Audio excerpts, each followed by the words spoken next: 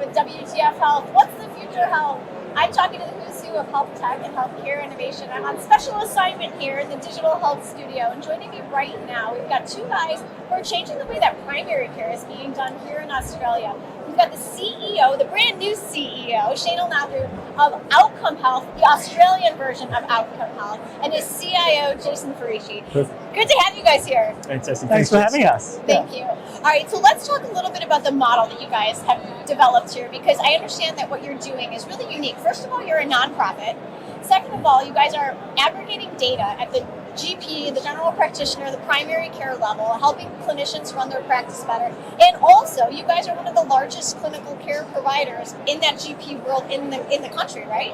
So, Shainal, start out and tell us a little bit more about what you guys have built here. Yeah, so Outcome Health, we're a charity, we're not for profit, as you've said, and we're doing incredible things, not just in the clinical space, but we've also aggregate and extract data out of GP software.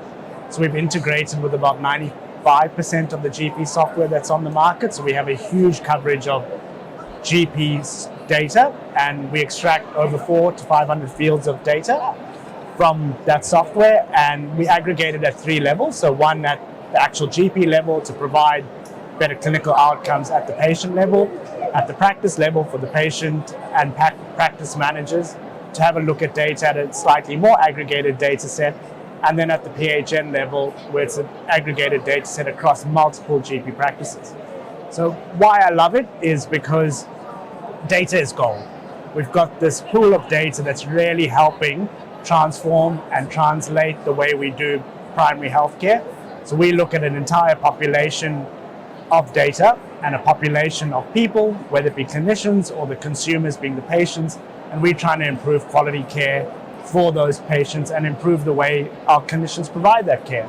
So it's a really exciting space to be in, and we love the work we do, and we love that we can look at that data and transform it into something useful for our clinicians, our PHNs, and our practices to, as I said, bring it back to improving the quality of care for patients. What would you add, Jason? Well, trying to add to that, but you got it perfect. Basically, for me, there's a data problem in health. And if you think about primary health, a primary health episode of data can last years and years and years for a person. So what we're trying to do is we're trying to really bring that data out to enable people to use it more wisely. But I suppose if you had a grand plan of where it could go, primary health is a very big component, but there's other data sets. So the whole ability to add data, to try and bring things together, to see that whole, we call it the cradle to the grave journey, to try and really express what's happening to a person, but more importantly, why some people fall into certain health categories. So some of the data we're extracting from primary health answers a very big part of that picture. So for me, I'm a data nerd, I absolutely love it. And I think you can never have too much, but you've got to have context around it. So for us, trying to give context around what happens in primary health is a really cool thing. And that's why, we do what we do basically, and hopefully give people that enriched view of their data that they don't always sometimes appreciate. All right, let's talk a little bit about the data that you guys are extracting, because I want to hear a little bit about this. So are you guys pulling stuff straight from the EMR, or how does that work here? Because I think we might have a little of a mismatch of a model understanding based on our US brain versus the Aussie brain. So tell me a little bit about how this works, and let's educate everybody everywhere on the Australian model here. So I just want to start by saying that in Australia, our care is quite fragmented. So you have care in the primary care setting at the GP level, which includes GPs, allied health, basically anything that happens in what we call the gray area of what happens outside the walls of a hospital. And then you've got, as you mentioned, an EMR, which is the tool that sits within the walls of the hospital. Now, unfortunately, in Australia, often that data doesn't talk, but the goal that we have is that the majority of care in our country, in Australia, happens outside of the walls of the hospital. So our tool, Polar, by Outcome Health, is a tool that sits in the GP software. Okay. So the GP software is very distinct and different to what's in the hospital software, which is called an EMR. And the GP world is dominated by 2 major players in Australia, both of which we have integration with and we extract data out of.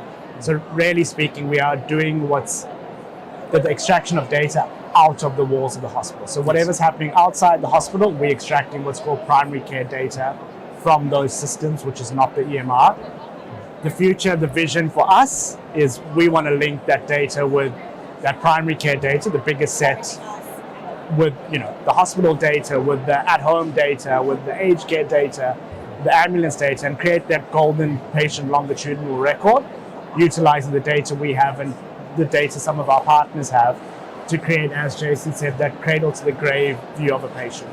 Say a little bit more about that and tell us a little bit about, like, give us some real life examples of what you guys are looking at here. Like, I mean, we talked a little bit about like dashboarding some of your data. Yeah, sure. And so what types of things would a GP or those who are in their practice be able to see? Like, how is this helping improve population health at the primary care level? Great question. It's really about patient outcomes. So if you think about, a general practice is a small business. In a lot of instances, they have a very high turn through of patients coming in all the time. So what we're trying to do is we're trying to make data more readily accessible and easy for them to digest. And in this instance, about trying to get positive patient outcomes. So for example, if you have a cohort of patients that have chronic disease, they need a care plan or some kind of additional services that can be provided. Our tools are flagging those patients to the general practice and saying, hey, next time Mary rocks up to the general practice, maybe consider this because Mary has the profile that could basically benefit from a care plan or a team care arrangement, whatever it may be. So to win on both fronts, the general practice, which is a business, gets the additional service revenue, but the patient gets the additional care. And in the end, I spoke about episodes of care. If you think about a person's life, they may have an interaction with the GP over 50, 60 years of their life. That's a lot of information that's being collected. They may only ever go to hospital once or twice in their life. But that's so if you think about adding that whole context to why they ended up in hospital eventually, that is an amazing picture to show. And that's why primary care data is so fascinating because it's so rich. It's not an episode that lasted 2 days, a day, a week. It's an episode that lasts a lifetime. So trying to expose that is really, really important. But in the end, it's simply about trying to deliver better patient outcomes so that there's a win on both sides for both the general practice and the patient. I love that. Talk a little bit about the win for the general practitioner here, because like you said, they're like small businesses. Yeah. So say a little bit about that, because I mean, obviously that's the customer you guys are serving. I mean, in addition to the patient and the great patient outcomes, and those GPs, those are the people who are really on the front line, and they love delivering quality care. But beyond that, talk a little bit about some of the business improvements that you guys are seeing as a result of arming these small business owners with better data. So being a clinician, we want to provide the best care. And often that best care is blindly provided. So we want to be able to put the data in the hands of the GP or the practice, whether it be clinical data so that they can make more informed decisions about the care they provide, or whether it be, truly the business data to say, we've got a patient who's come in with chronic diseases and there's actually a rebatable Medicare item that can be claimed that's actually going to provide more income into the GP practice, but more importantly, provide the right care for the patient. So a patient who's above 60 that has, call it diabetes, comes in, but they haven't had their blood pressure screened or their cholesterol screened, we will prompt the GP live and in person to say, we actually need to screen for hypertension, we need to do a blood test. There'll be a rebatable Medicare claim, so that's money into the GP's practice. That doesn't cost the patient anymore, but it's actually providing better care. And hopefully it means that the patient has better outcomes clinically while the patient is seeing the GP, and the GP is actually being able to generate revenue out of as many consults as possible, but revenue generated at the benefit of the patient.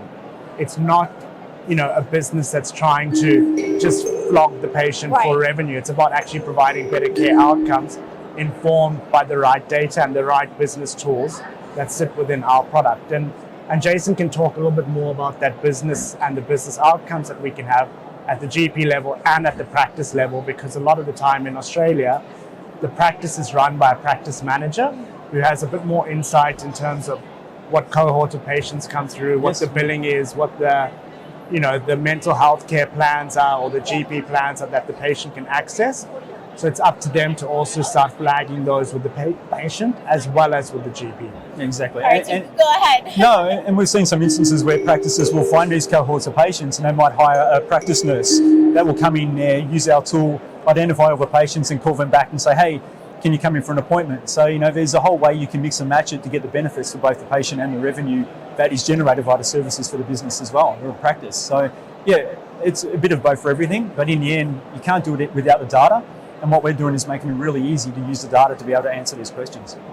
And the beauty is we've got clinicians in our business. We've got data nerds, as Jason will call himself. A lot of them, unfortunately. We've got technical people. Leader, right? Yeah, I am.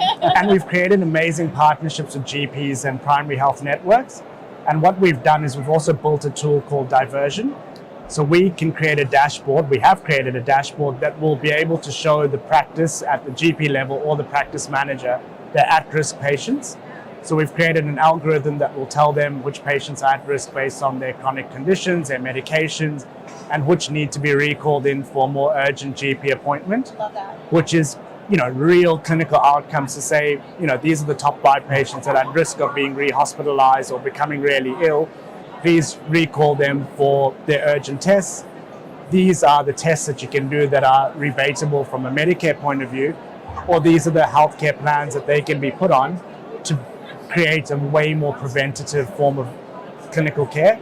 And that's what we want to do, preventative population health. We want to keep as many people well before they become ill and as many people out of hospital as possible in the primary care setting. I was going to say that's like primary care in its most pure form. Is that real preventative medicine? And now it's data-driven with the system that you've built. Ideally, and there's lots of good use cases and examples. One from a couple of years back was about a service that had started a service in a particular area, a suburb locality, and they couldn't work out why they weren't getting anyone through the door. So they said, can we use your tool to help us analyse the population, that kind of population level analysis, to try and understand why these services aren't being utilised?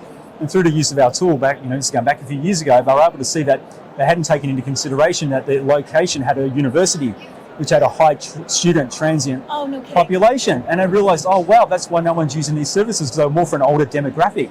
So then they realised that not all is lost. If you move it probably 2 or 3 kilometres down the road, hey, you should then find a population of people that's going to use that service. They did that, and lo and behold, the service turned around. Oh, neat. For that always sticks in my mind as one of the users. When people use data and they've got a problem that we can help answer, you get some really positive outcomes. It's a win for everybody.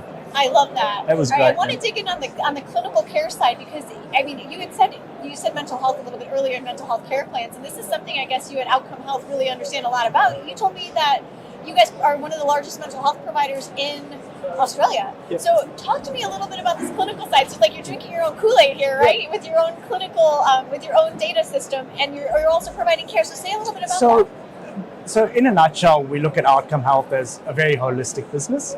It's not just about the data that we extract. It's not just about the research that's done on the data, but it's also closing the loop and providing clinical care, not just based on the data, but in populations of need in our country. Being a charity and a not-for-profit, mental health having one of the highest rates of vulnerable people accessing care and the least care accessed by them. We've got the largest cohort of mental health nurses in the country outside of a tertiary hospital, and we contract those mental health nurses to provide clinical care across the country, whether it be at GP practices, whether it be at universities, whether it be at schools, or whether it be in our own in-house psychiatry services that we provide. And we also provide one of, only in the country, one-of-a-kind service for an ambulance service where we do secondary mental health triage. Wow. And it's showing incredible results at actually keeping patients safe through secondary triage phone consults, decreasing the amount of ambulance call-outs to these patients, and diverting them to the right point of care when they need the care, rather than consuming hospital resources and ambulance resources. We're the only place in the country that does it, and Outcome Health is really proud of that service. So fantastic. We like to see that Outcome Health is not just focusing on data, but actually providing that clinical care as well. And for me, that's really important because I come from a mental health background, I'm a clinician, and it sort of closes a loop of, why I joined the company and why it excites me to, play in all the fields of healthcare that really provides good population health outcomes, improve quality care. And, we're really proud of our team, and we all work collaboratively, not just within Outcome Health, but with our partners to provide the best care we can. And just add into that, our tool benefits. I've got a lot of data people, love their data, love their reporting, it's fantastic. But realistically, we're building a report for clinicians to use. So having clinicians on staff that we can talk to and say, hey, can you test this? Can you look at it? Is it meeting what you would require? That's been an invaluable asset to our team. It just helps us really understand that when we release something, we pretty much have thought about the clinician's experience with the tool, and that means the uptake is going to be up there. There's nothing worse than building a report, thinking it's the best thing in the world to not have it used, but having clinicians a bit of a review just means that we feel a lot more confident that it's going to hit the mark. That's where a lot of tech companies fail out, is that they don't test their stuff with clinicians. Exactly. And so by the time it gets implemented, it's like, oh gosh, yes. We wish we had done this sooner. Exactly right. So yeah, that's been a great benefit to us, fantastic. and we keep enjoying that relationship. It's fantastic. All All right, so wrap this up for me, guys. Tell me what's ahead for Outcome Health. Like, I mean, you're brand new in your role, so maybe let's end with you. So, Jason, you tell me from the data side. I mean, what are you excited about? If I hear generative AI and large language models one more time today. Pretty much. I think for us, our model is based upon collaboration, so it's really about working with our clients to understand what their data problems are and how we can solve it. But of course, machine learning, AI, everything like that is very topical. So for us, it's about trying to really build reports to bring the data to life even more, and whether that be through whatever mechanisms out there.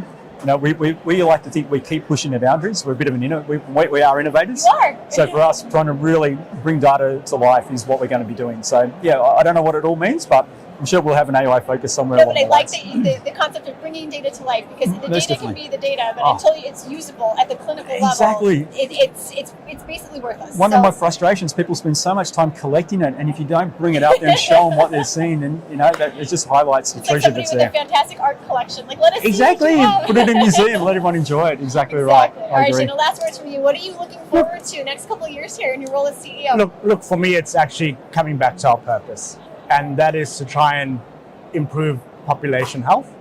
And for me, that's improving the quality of care that our population in Australia, and hopefully further than Australia, one day benefits from A, our clinical services, and B, the data and the research that we do on the data.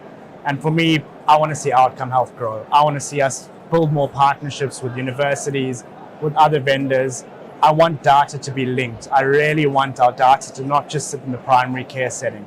I want our data to be used. I want our data to grow. And as Jason mentioned earlier, it's about creating that longitudinal patient record, cradle to the grave, so that we can provide quality care across the entire spectrum of healthcare, whether it be in primary care, whether it be in the hospital, or somewhere in between. I think that's my view. It's to really improve the quality of care through our clinical services, which we are growing rapidly, but also through that data and that linkages and the partnerships that we can build with that data. Awesome. Well, I wish everybody at home could see the fierceness in your eyes when you say, I really want to link all of that data. And I don't think you're alone. That's not the vibe that I get at all here. I think everybody's really banking on that. Well, thank you guys so much for joining me. It's a pleasure to learn about Outcome Health, the Australian version. And best of luck in your endeavors to help improve primary care here. Thank you again. Thanks, Jess. It's Thank been fantastic. All right, for more interviews with those who are changing the way that we do healthcare, head on over to my YouTube channel. It's youtube.com/WTF Health. I'm Jessica DeMassa. Thanks so much for joining us. Take care.